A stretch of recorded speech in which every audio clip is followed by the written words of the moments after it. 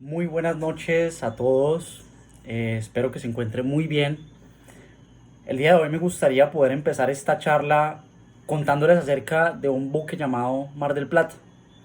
Era un buque muy famoso del puerto de la ciudad de Barranquilla, que principalmente se dedicaba al transporte de mercancía desde el mismo puerto de Barranquilla hacia diferentes puertos del Caribe y de América Central. Un día el buque Mar del Plata parte del puerto de Barranquilla como de costumbre con una carga de contenedores que tenía diferentes productos, textiles, electrodomésticos, alimentos y demás. El capitán del buque, el señor García, había planeado que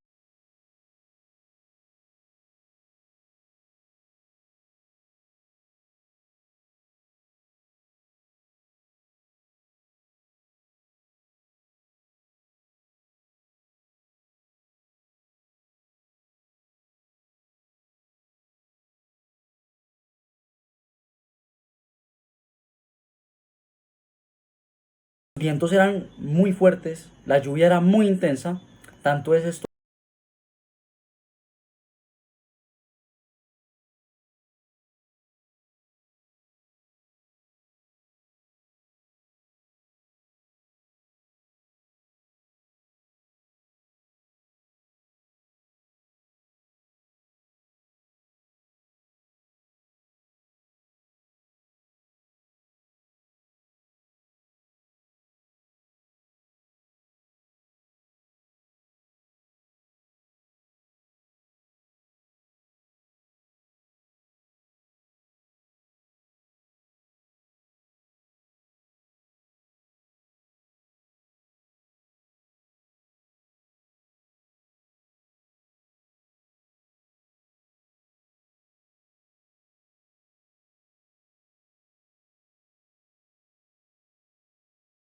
al llegar a su destino, la mercancía pudo ser entregada a tiempo, en perfectas condiciones.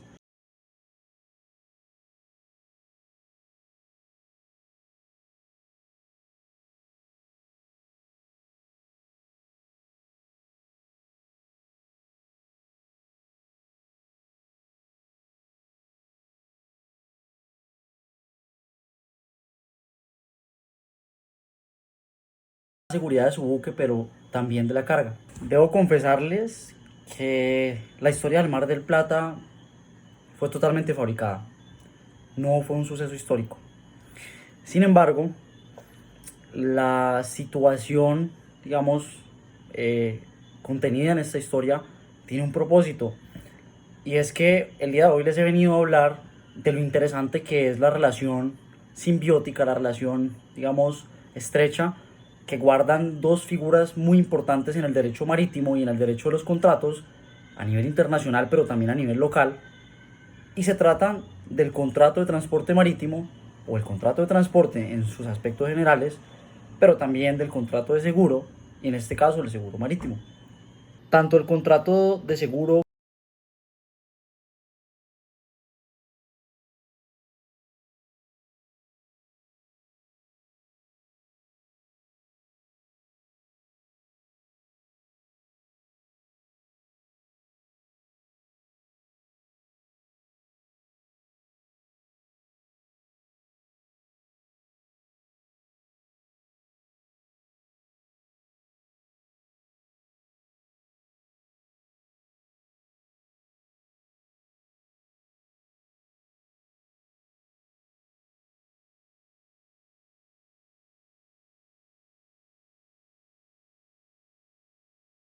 otra se obliga a transportar, bien sea una persona o una cosa, y entregarla a un destinatario.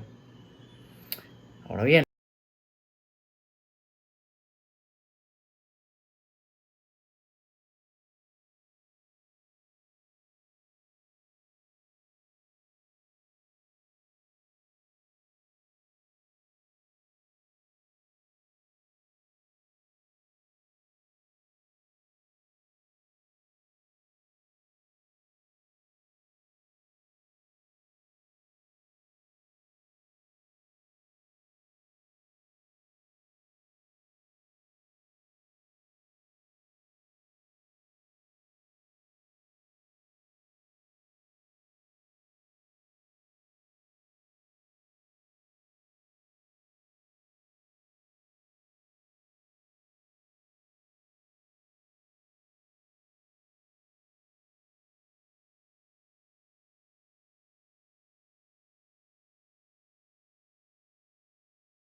En el contrato de transporte de cosas,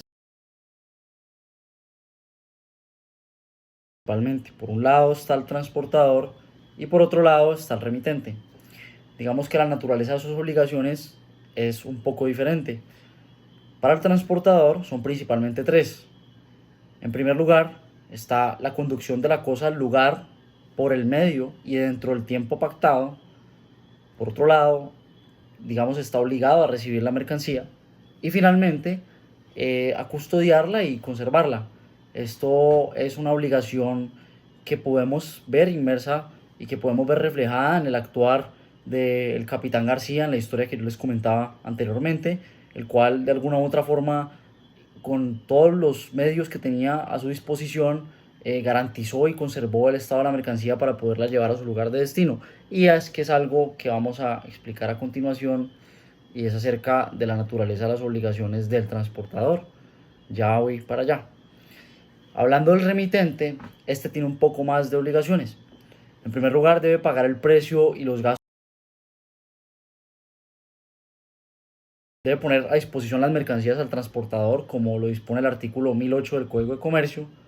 También tiene que proveer información acerca del nombre y dirección del destinatario, naturaleza de los bienes, valor, volumen, número y condiciones de carga y embalaje y distribución técnica.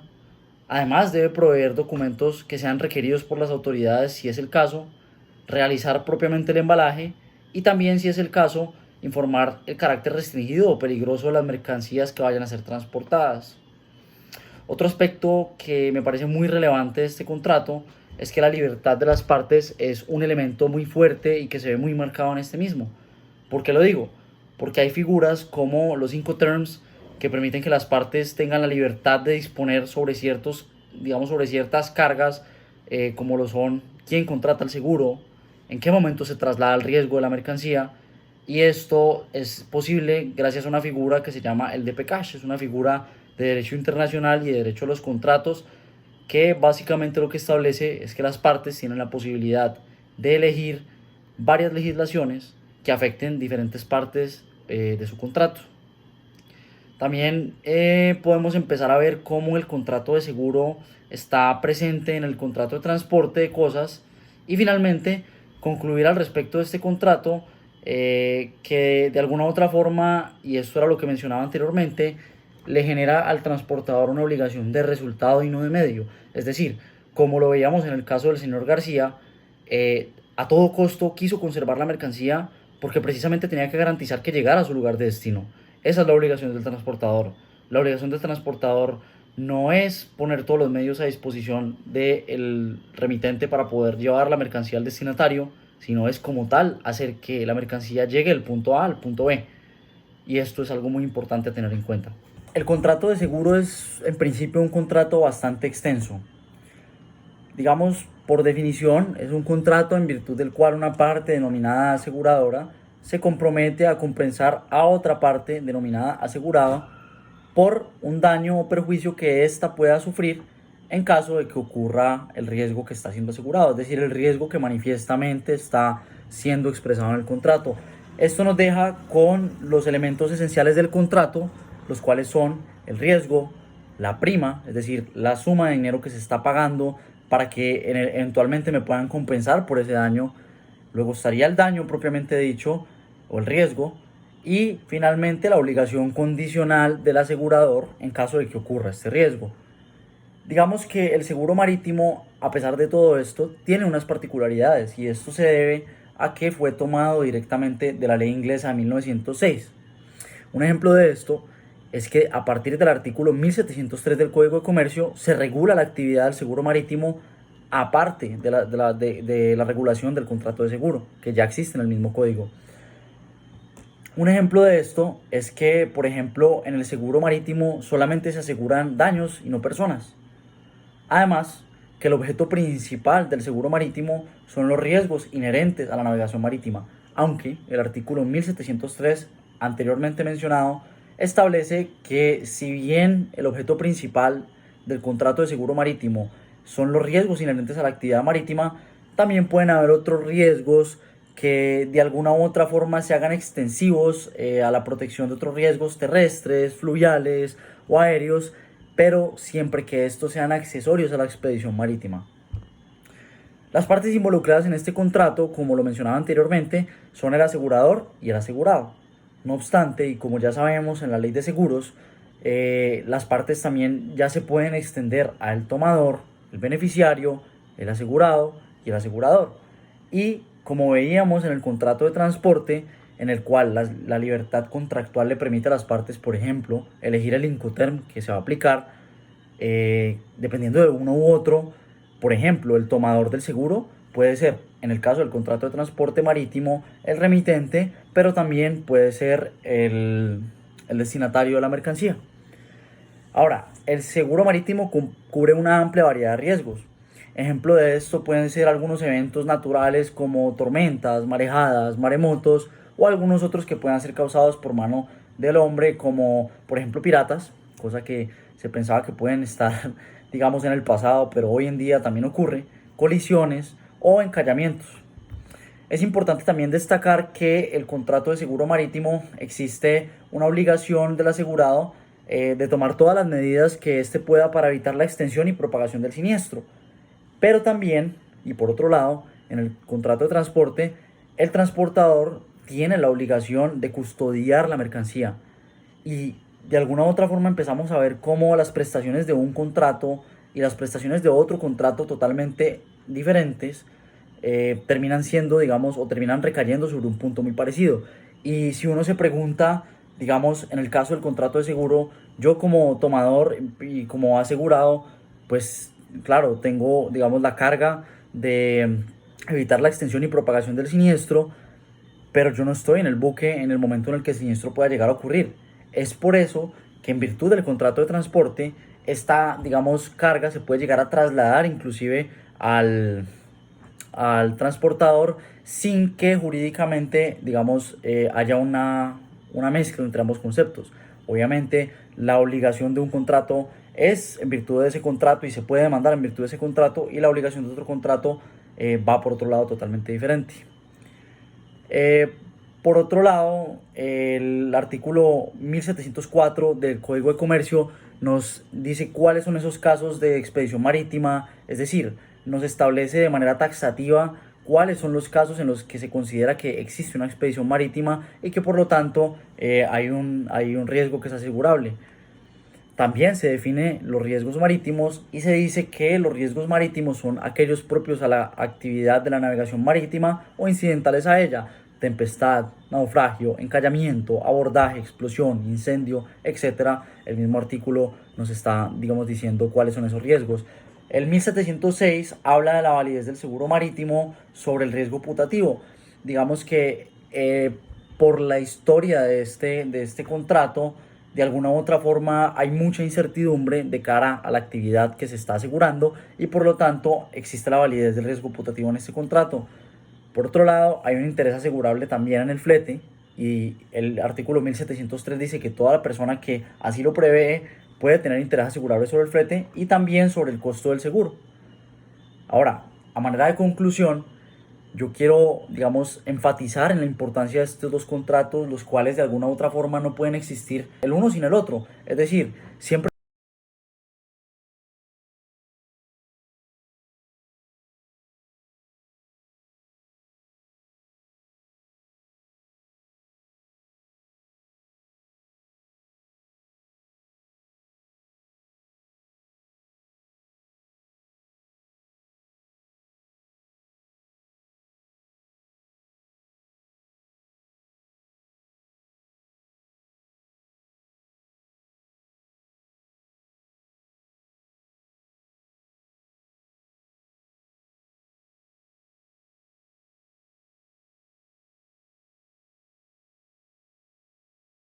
puedes llegar a Panamá y después llegar a Colombia, y cómo precisamente en virtud de estas figuras contractuales puede llegar a haber una relación. Y bueno, también es importante tener en cuenta que lo que yo pacto en mi contrato de transporte pues tiene entonces unas consecuencias en lo que yo voy a pactar en mi contrato de seguro y viceversa. Finalmente, agradecerles a ustedes por su tiempo y espero volverlos a tener de vuelta en mis charlas. Muchas gracias.